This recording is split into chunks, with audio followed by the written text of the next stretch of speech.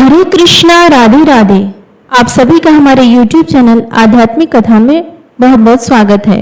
आज की इस वीडियो में हम सुनेंगे पितृपक्ष की कथाएं। श्राद्ध पक्ष में 16 दिन सुनी जाने वाली संपूर्ण कथा।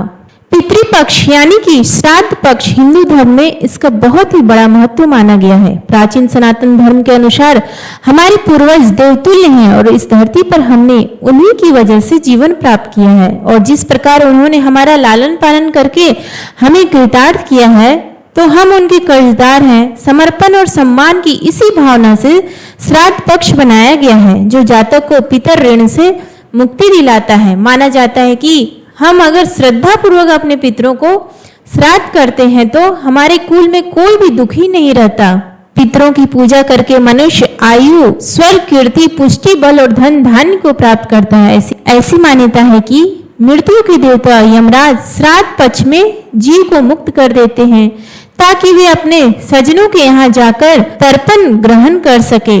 अगर इन 16 दिनों में अगर हम अपने पितरों के निमित्त श्रद्धा भाव से प्रसन्नचित मन से श्राद्ध करते हैं तो हमारे पितरों की आत्मा को शांति और तृप्ति मिलती है, जिससे वे प्रसन्न होकर हमारे पूरे परिवार को आशीर्वाद देते हैं। आज की इस वीडियो में हम सुनेंगे पितृपक्ष में सुनी जाने वाली 5 कथाएं।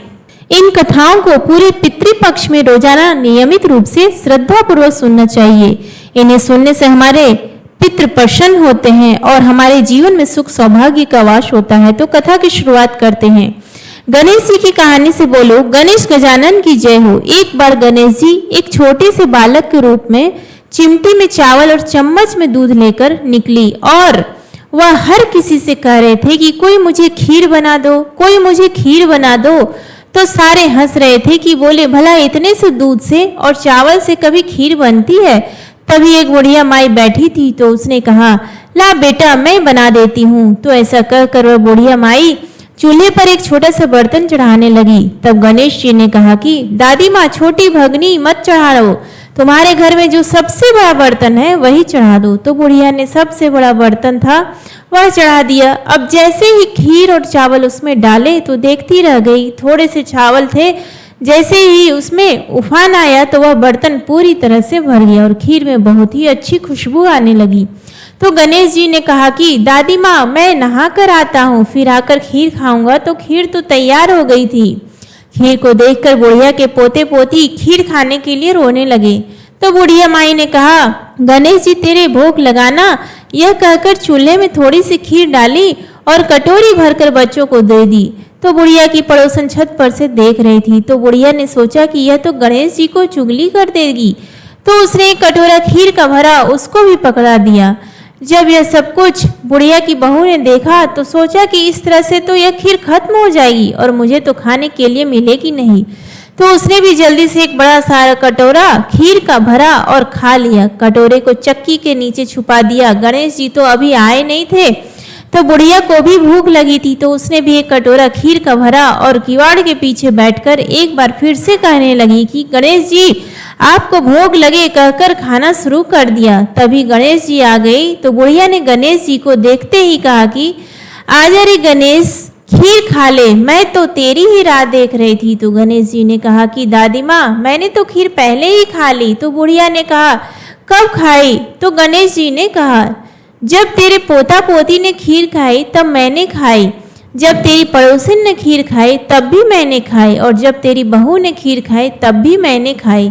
अब जब तू खीर खा रही है तो मेरा पेट तो पूरी तरह से भर गया है। बुढ़िया माई, तूने तो मेरा नाम लेकर भोग तो लगाया, तेरी बहू ने तो वह भी नहीं लगाया। तो बुढ़िया ने कहा, बेटा तेरी सारी बात सच्ची है, पर मेरी बहू का नाम मत ले, वह तो सुबह से काम में लगी हुई है और उसने खीर कब खाई? तो गणेश जी ने कहा कि चक्की के नीचे देख, जूठा कटोरा पड़ा और मुझे बिना भोग लगाए ही खीर खा गई।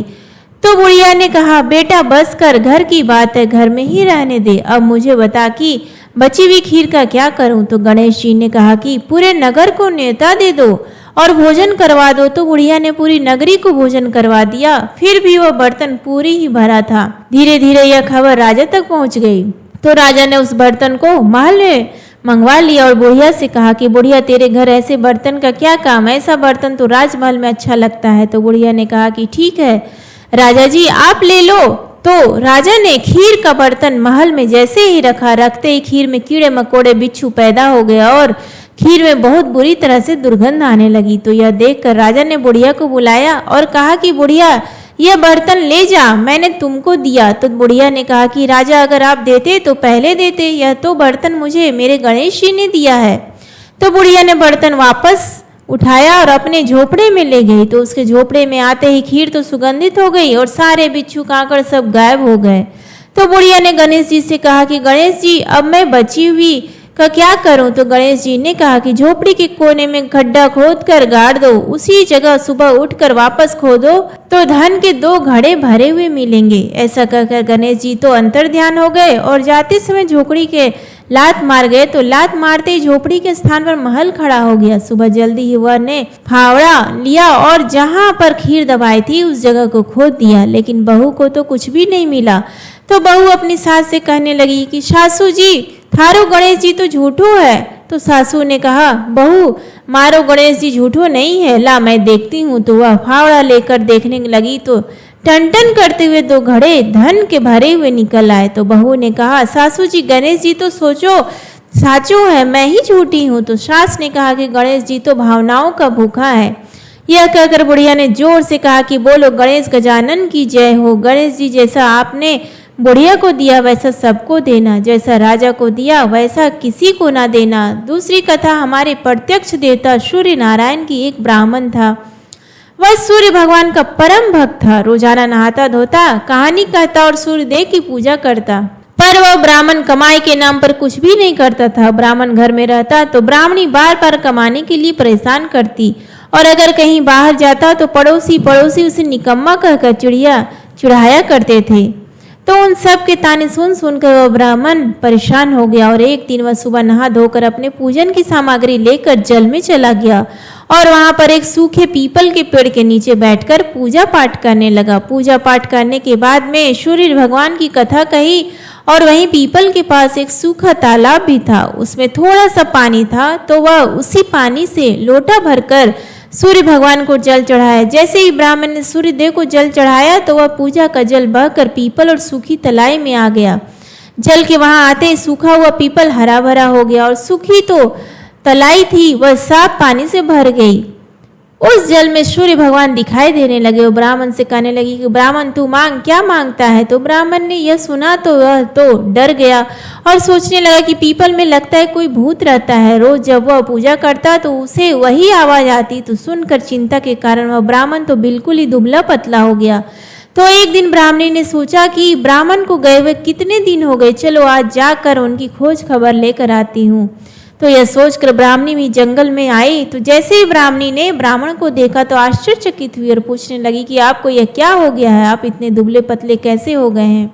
तो ब्राह्मण ने सारा हाल बताया। तो ब्राह्मणी ने ब्राह्मण की सारी बात सुनकर कहा कि आपके जल चढ़ाने के बाद में यह आवाज आती है तो मुझे तो लगता है कि सूर्य भगवान स्वयं आते हैं। कल अगर आपको फिर से वही आवाज सुनाई दे तो सब कुछ मांग लेना। तो ब्राह्मण ने कहा कि कैसे मांगू, मुझे तो कुछ मांगना ही नहीं आता, ज्यादा कुछ कहना होगा तो मैं तो भूल जाऊंगा। तुम मुझे कोई ऐसी तरकीब बताओ जिसे कम शब्दों में ज्यादा मिल जाए। तो ब्राह्मणी कहने लगी कि तुम इस प्रकार से कहना कि 9 खंडे के महल के अंदर सोने के पालने में पड़पोते को दास दासियों द्वारा खिलाते अपनी आंखों से देखूं। इस प्रकार लंबी उम्र, महल, बेटे, पड़पोते, बहुएं, धन सब कुछ मिल जाएगा। तो ब्राह्मण सुनकर कहने लगा कि मुझे तो समझ में नहीं आया।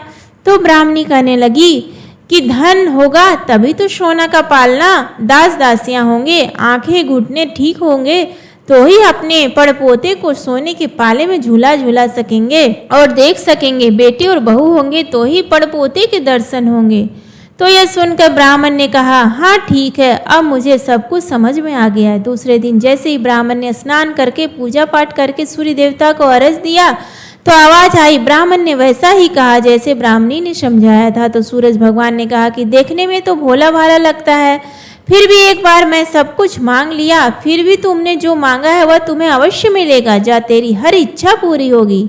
तो ब्राह्मण इस तरह का आशीर्वाद पाकर खुशी खुशी घर की तरफ चल पड़ा। घर आया तो देखा कि टूटी फूटी झोपड़ी की जगह एक नौखंडा महल खड़ा था। दास दासी आ जा रहे थे। तो ब्राह्मण ने कहा कि यहाँ पर मेरी झोपड़ी थी और एक बूढ़ी ब्राह्मणी थी, वह कहाँ गई?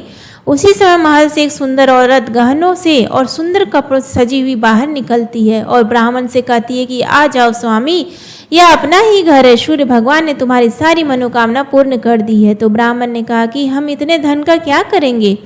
तो ब्राह्मणी ने कहा कि धन से क्या नहीं होता, दान पुण्य करेंगे, यज्ञ करेंगे, होम करेंगे, भूखों को भोजन करवाएंगे, प्याऊ लगवाएंगे, धर्मशालाएं बनवाएंगे। तो ब्राह्मण ने ब्राह्मणी के कहे अनुसार वैसा ही किया। अब थोड़े ही समय में सारी प्रजा राजा की जगह उस ब्राह्मण के गुणगान करने लगी। जब यह बात राजा तक पहुंची तो राजा ने सुनकर उस ब्राह्मण को बुलाया और पूछा कि कल तक तो आपको खाना भी नहीं मिलता था, आज यह धन कहाँ से आया? कहाँ पर चोरी की, डाका डाला या क्या कुछ किया? मुझे सब कुछ सच सच बताओ। तो ब्राह्मण ने कहा कि महाराज, मैंने ना तो चोरी की है और ना ही डाका डाला, यह तो सब सूर्य भगवान की कृपा से मुझे प्राप्त हुआ। यह कहकर ब्राह्मण ने सारी बात राजा को बता दी। तो राजा ने कहा कि हे ब्राह्मण देवता, मेरे पुत्र नहीं है, अब तुम मुझे बताओ कि मुझे क्या करना चाहिए। तो ब्राह्मण ने राजा को सूर्य भगवान की पूजा विधि बताई।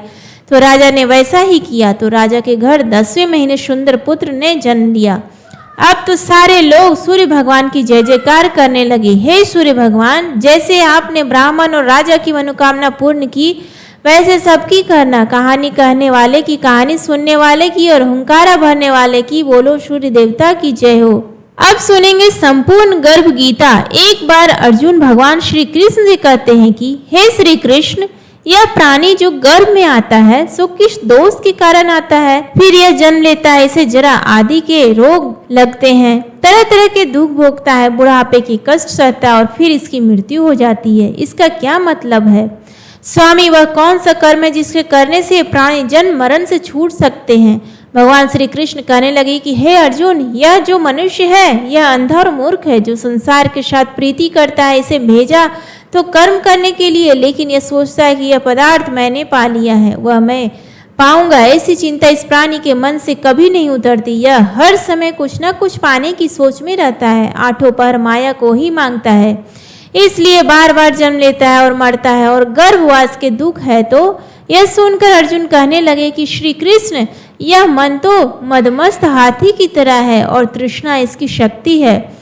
यह मन काम, क्रोध, लोभ, मोह और अंधकार के वश में है। इन पांचों में अहंकार सबसे बलवान है। सो कौन से यतन है जिसके करने से मनुष्य का मन वशमी हो जाए? तो श्री कृष्ण भगवान कहने लगे कि हे अर्जुन, यह मन निश्चय ही हाथ की तरह है, तृष्णा इसकी शक्ति है। मन इन पांचों के वश में, अहंकार इनमें सबसे श्रेष्ठ है। हे अर्जुन, जैसे हाथी अंकुश से वश में होता है, वैसे ही मन रूपी हाथी को वश में करने के लिए ज्ञान रूपी अंकुश जरूरी है। अहंकार करने से यह जीवन नरक में पड़ता है। तो अर्जुन कहने लगे कि हे श्री कृष्ण, कुछ तुम्हारे नाम के लिए वैरागी वन खंडों में फिरते हैं और कुछ धर्म करते हैं। इस विषय में कैसे मालूम पड़े कि जो वैष्णव है वो कौन है? तो यह सुनकर श्री कृष्ण कहने लगे कि हर अर्जुन, जो मेरे नाम के लिए वनों में फिरते हैं वे सन्यासी कहलाते, और जो सिर पर जटा बांधते हैं तथा भस्म लगाते हैं उनमें भक्ति नहीं है, क्योंकि वे अहंकार से घृत होते हैं। इन लोगों को मेरा दर्शन दुर्लभ है, वे अपने जीवन में कभी भी मेरा दर्शन और आशीर्वाद नहीं पा सकते। तो अर्जुन कहने लगे कि हे श्री कृष्ण, वह कौन सा पाप है जिसके करने से जवानी में ही किसी की स्त्री मर जाती है, और वह कौन सा पाप है जिससे ही माँ बाप से पहले पुत्र मर जाते हैं, और कौन से पाप से व्यक्ति ना पूछकर सुनकर भगवान श्री कृष्ण कहने लगे कि हे अर्जुन, जो आदमी किसी से कर्ज लेता है और वापस नहीं लौटाता, इस पाप से उस आदमी की स्त्री मर जाती है, और जो किसी की अमानत को नहीं लौटाता उनके पुत्र मर जाते हैं। जो किसी का कार्य करने का वचन देकर उसका कार्य समय पर पूरा नहीं करता, तो इस पाप से वह नपुंग हो जाता है। यह सबसे बड़े पाप होते हैं। तो अर्जुन कहने लगे कि हे श्री कृष्ण, किस पाप से मनुष्य रोगी रहता है तथा किस पाप से गधे का जन्म पाता है? स्त्री का जन्म तथा टट्टू का जन्म भी किस पाप से होता है, यह भी मुझे बताओ। तो यह सुनकर कृष्ण भगवान कहने लगे कि जो मनुष्य कन्या दान करते हैं और इस दान का मूल्य लेते हैं, वे मनुष्य सदा ही रोगी रहते हैं। कन्यादान करें तो साथ में कुछ दान दहेज अवश्य देना चाहिए, ना कि सामने वालों से इसका मूल्य लेना चाहिए। जो लोग सामने से इस कन्यादान का मूल्य लेते हैं वे मनुष्य सदा ही रोगी रहते हैं। जो विश्व विकार के वास्ते मदिरा पान करते हैं वह टट्टू का जन्म पाते हैं, जो झूठी गवाही देते हैं वे स्त्री का जन्म पाते हैं, जो लोग रसोई बनाकर पहले आप खा लेते हैं और बाद में परमेश्वर के नाम पर दान करते हैं वे बिल्ली का जन्म पाते हैं, जो मनुष्य अपनी झूठी वस्तुओं का दान करते हैं वह स्त्री का जन्म पाते हैं, झूठी चीज़ों का दान करने वाला मनुष्य अपने दूसरे जन्म में स्त्री का जन्म पाता है और वह स्त्री दासी होती है। अर्जुन कहने लगे कि हे श्री कृष्ण, पाप के बारे में तो आपने मुझे आज पूरा विस्तार से बता दिया, लेकिन कुछ और भी है जो मैं आज आपसे पूछना चाहता हूँ। कई मनुष्यों को आपने खूब सारा धन दिया है, तो उन्होंने कौन सा पुण्य काम किया है कि कई मनुष्यों को आपने हाथी घोड़े रथ आदि दिए हैं, तो उन्होंने कौन सा महान पुण्य किया है वह भी मुझे बताओ। तो श्री कृष्ण भगवान कहने लगे कि अर्जुन, जिन्होंने सोने का दान किया है उनको हाथी घोड़े वाहन मिलते हैं, जो परमेश्वर के निम्न कन्या दान करते हैं वह समृद्ध पुरुष का जन्म पाते हैं। तो अर्जुन कहने लगे कि भगवान, जिन पुरुषों की सुंदर देह होती है उन्होंने कौन सा पुण्य काम किया है, किसी के घर संतति है, कोई विद्वान है तो उन्होंने कौन सा पुण्य किया है। यह सुनकर कृष्ण भगवान कहने लगे कि जिन्होंने अन्न का दान किया है उनका स्वरूप सुंदर होता है, जिन्होंने विद्या का दान किया हो वह विद्वान होते, जिन्होंने संतों की सेवा की हो वह पुत्रवान होते। जो अर्जुन कहने लगे कि हे श्री कृष्ण, किसी को धन से प्रीति है, कोई स्त्रियों से प्रीति करते हैं, तो इसका क्या कारण है। तो श्री कृष्ण भगवान कहने लगे कि यह ज्ञान है, क्योंकि धन और स्त्री सब नाश रूपी है, किंतु मेरी भक्ति का कोई नाश नहीं है। तो अर्जुन कहने लगे कि हे श्री कृष्ण, राजपाट किस कर्म से मिलता है और विद्या कौन से कर्म से मिलती है, यह भी मुझे बताओ। तो कृष्ण भगवान कहने लगे कि जो जीव श्री काशी में निष्काम भक्ति से तप करते हैं तथा वहां पर देह त्याग करते हैं वह राजा होते हैं, जो गुरु की सेवा करता है वह विद्वान होता है। अर्जुन कहने लगे कि हे भगवान, किसी को धन अचानक बिना परिश्रम में किए मिल जाता है, तो कोई व्यक्ति सारी उम्र रोग रहित रहता है, तो उन्होंने कौन सा पुण्य किया है। कृष्ण भगवान कहने लगे कि जिन्होंने गुप्त दान किया हो उनको अचानक से ही धन मिलता है, और जिन्होंने परमेश्वर का कार्य और पराया कार्य संवारा हो, अपना कोई एहसान न जताया हो, वह रोग रहित होता है। तो अर्जुन कहने लगे कि हे श्री कृष्ण, किस पाप से कोई मनुष्य अमली होते हैं और वह कौन सा पाप है जिसके करने से मनुष्य पुष्टि होता है। तो भगवान श्री कृष्ण बोले कि जो पुरुष अपने गुरु की स्त्री से रमण करता है वह अमली होता है, जो गुरु से विद्या पढ़कर मुकर जाता है वह गूंगा होता है, जिन्होंने कुकर्म किया है वह पुष्ट होता है।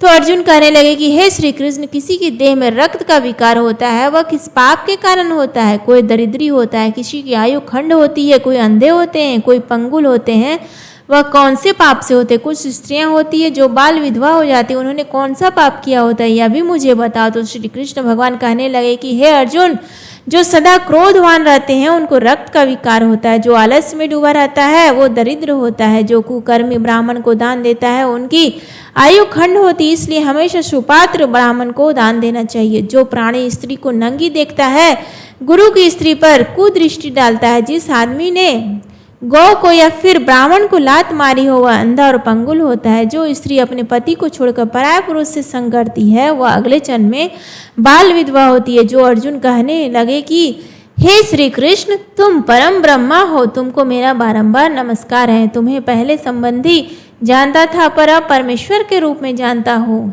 हे परम ब्रह्म, गुरु दीक्षा कैसे होती है, कृपा करके आज यह भी मुझे बताओ। तो श्री कृष्ण भगवान कहने लगे कि हे अर्जुन, तुम धन्य हो, तुम्हारी माता भी धन्य, जिनके तुम जैसे पुत्र ने जन्म लिया, जिसने गुरु दीक्षा के बारे में पूछा है। तो मैं आज तुम्हें विस्तार से बताऊं, ध्यान पूर्वक सुनो। अर्जुन, सारे संसार के गुरु जगन्नाथ है, विद्या का गुरु काशी, चारों वर्णों का गुरु ब्राह्मण और ब्राह्मण का गुरु सन्यासी है। सन्यासी उसको कहते हैं जिसने सबको त्याग करके मेरी भक्ति में मन लगाया हो, वह ब्राह्मण जगत गुरु है। अर्जुन, यह बात ध्यान देकर सुनने की, गुरु कैसा होना चाहिए, जिसने सब इंद्रियां जीती हो, जो मोह रहित हो, ऐसा गुरु करें, जो परमेश्वर के जानने वाला हो, उस गुरु की पूजा सब प्रकार से करें। अर्जुन, जो गुरु का भक्त है वही मेरा भक्त है। जो प्राणी गुरु सन्मुख होकर मेरा भजन करता है उनका भजन सफल है। जो प्राणी गुरु के विमुख है उनको सप्त ग्रह मारे का पाप है। गुरु से विमुख प्राणी का दर्शन करना भी योग्य नहीं होता है, इसलिए गुरु विमुख प्राणी के दर्शन करने से बचना चाहिए। जो गृहस्थ गुरु से विमुख हो वह चंडाल के समान है। जिस जगह मदिरा का भाड़ हो वह जगह अपवित्र होता है, चाहे वहाँ पर गंगा जल रखा हो वह भी अपवित्र होता है। इस तरह गुरु से विमुख का भजन करना भी अपवित्र होता है। उसके हाथ का देवता भी भोग नहीं लेते, उसके सारे काम निष्फल होते हैं। कुकर, शूकर, गद्र, काक, इन सब योनियों में सर्प की योनि सबसे बड़ी खोटी होती है। लेकिन इन सब से खोटा वह मनुष्य होता है जो गुरु नहीं बनाता। गुरु बिना गति नहीं होती है, वह अवश्य नरक को जाता है। गुरु दीक्षा बिना प्राणी के सारे काम निष्फल होते हैं। हे अर्जुन, जैसे चारों वर्णों को मेरी भक्ति करना योग्य है, वैसे गुरु की भक्ति और सेवा करना योग्य है। जैसे सब नदियों में गंगा श्रेष्ठ है, जैसे सब व्रतों में एकादशी का व्रत सबसे श्रेष्ठ होता है, वैसे ही अर्जुन सब सेवाओं में गुरु सेवा सबसे उत्तम होता है। गुरु दीक्षा बिना प्राणी पशु योनि पाता है, धर्म करता हुआ भी पशु योनि में फल भोगता है। अर्जुन कहने लगे कि हे श्री कृष्ण, गुरु दीक्षा क्या होता है? यह सुन भगवान श्री कृष्ण कहने लगे कि अर्जुन, धन्य है जन तेरा जिसने यह प्रश्न किया है। गुरु और दीक्षा दो अक्षर है, हरि नाम इन अक्षरों का गुरु कहलाता है। इन चारों वर्णों को जपना ही श्रेष्ठ है।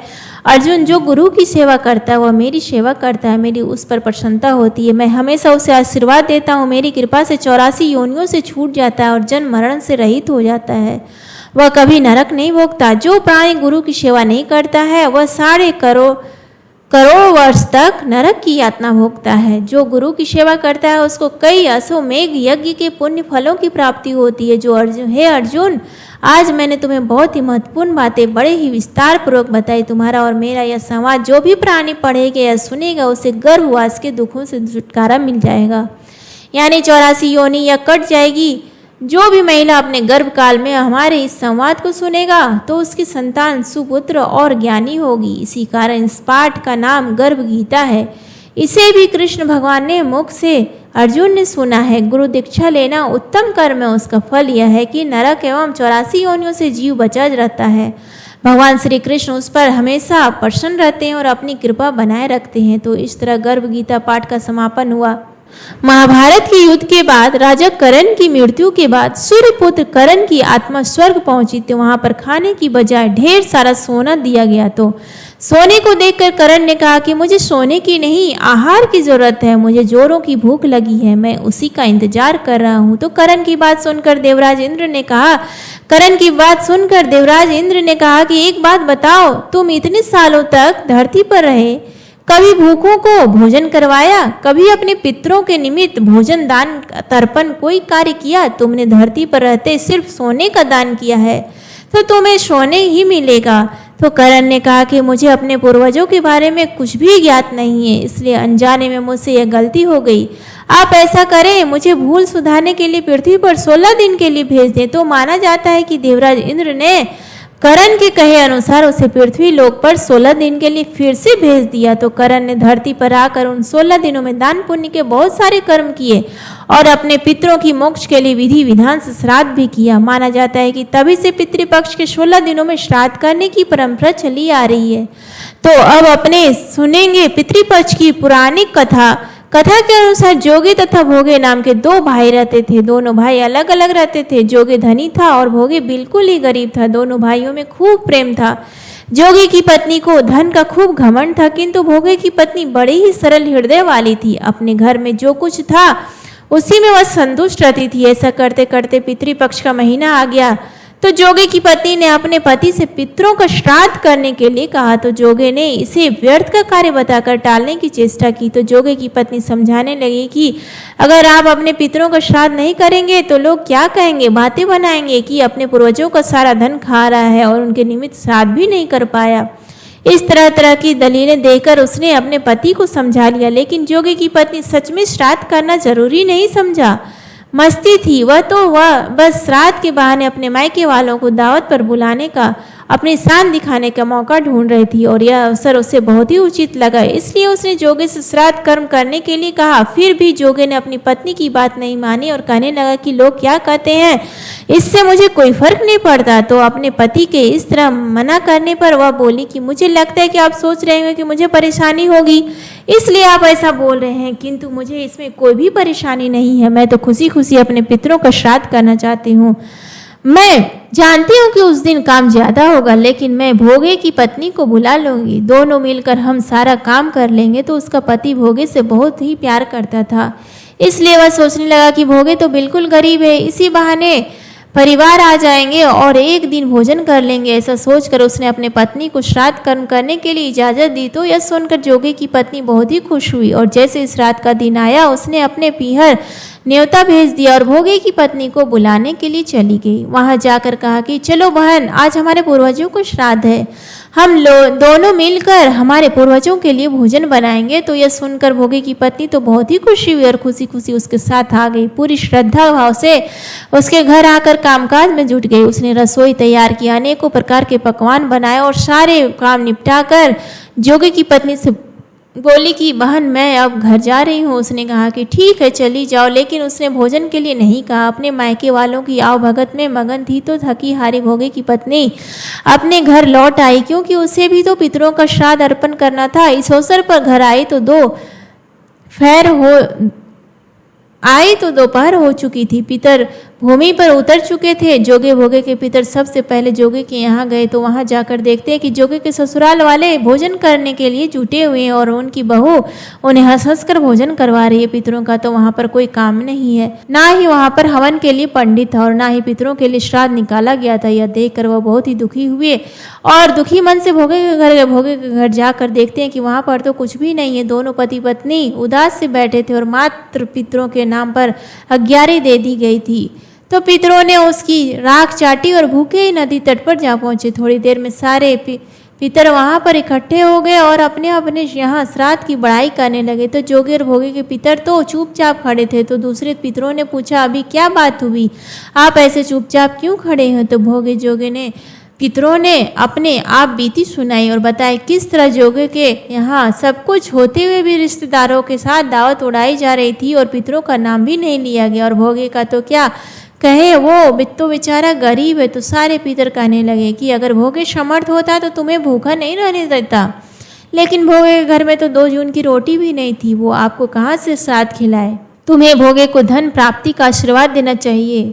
तो जोगे भोगे के पितरों ने जैसे ही अन्य पितरों की बात सुनी तो उन्हें ठीक लगी और भोगे पर दया आ गई और वे अचानक से नाच नाच कर गाने लगे और भोगे के घर धन हो जाए, इस तरह कहते हुए सारे पितर वहां से चले गए। सांझ होने को आई, भोगे के बच्चों को खाने के लिए कुछ भी नहीं मिला।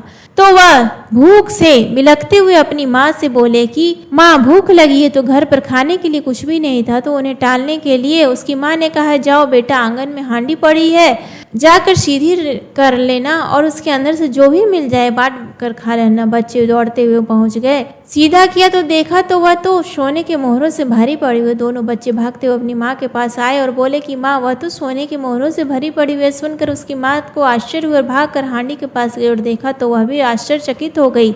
अब भोगे घर आया तो यह देखकर वह भी बहुत खुश हुआ। इस प्रकार पितरों का आशीर्वाद से भोगे खूब धनवान हो गया। मगर धन पाकर वह घमंडी नहीं हुआ। दूसरे साल जब पितृ पक्ष आया तो श्राद्ध के दिन भोगे की पत्नी ने 56 प्रकार के व्यंजन बनाए, ब्राह्मणों को बुलाकर हवन करवाया और श्रद्धा पूर्वक अपने पितरों का श्राद्ध कर्म किया।